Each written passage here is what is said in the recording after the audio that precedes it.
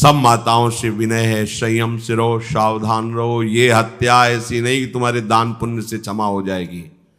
ये जो भ्रूण हत्या है, गर्भ हत्या है, बहुत बड़ा पाप है। आप लोग अज्ञान के कारण इसको ध्यान नहीं देते, इसे खिलवाड़ समझते हो।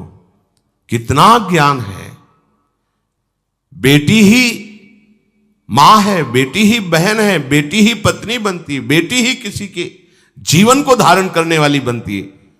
और आपने गर्भ में देख लिया बेटी है, तुम स्वयं मां होकर उसका साथ दे रहे हो, उसका नष्ट करने के लिए। हमारी तो बात ही समझ में नहीं आती, क्या बुद्धि भ्रष्ट हो गई। इस घर में मां बहन नहीं है, स्त्री स्वरूप नहीं, श्मशान जैसा वो होता है।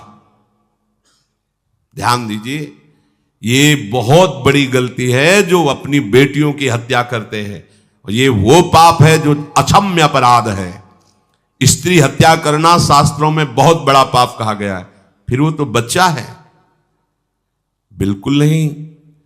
जिनसे हो गया है, श्रीमद् भागवत का सप्ताह मूल संस्कृत से सुनो और भगवान से प्रायश्चित प्रार्थना करो कि हे नाथ, भूल से गलती हो गई, दूसरा कोई उपाय नहीं। ध्यान से समझ लीजिए, तुम्हारे भ्रूण हत्या, गर्भ हत्या के पाप को नष्ट करने में एकमात्र श्रीमद् भागवत समर्थ है, दूसरा कोई नहीं। कोई दान पुण्य तीर्थ स्नान तुम्हें क्षमा नहीं कर पाएगा। यह ऐसा महापाप है। अगर हृदय में जलन करके और मूल संस्कृत के द्वारा पूरी 7 दिन में भागवत श्रवण की जाए नियम से, तो भागवत समर्थ है, इस हत्या के पाप से भी आपको मुक्त कर देगी।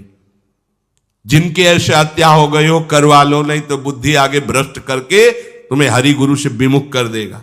ये पाप ऐसा नहीं कि तुम्हें 2-4 माला घुमाने से क्षमा हो जाएगा। ये महत अपराध है। सबकी समझ में नहीं आता, समझ जाओ, नहीं तो आप जहां भी हो वहीं से भ्रष्ट कर देगा। ये अपराध नष्ट नहीं होगा, श्रीमद् भागवत की कृपा से नष्ट हो जाएगा। यह हमें बहुत विश्वास है। श्रीमद् भागवत सप्ताह की यह है ही महामहिम। प्रेत योनि को प्राप्त धुंधकारी को सीधे भगवत पार्षद स्वरूप देकर परम पद में आरूढ़ कर दिया, केवल 7 दिन की।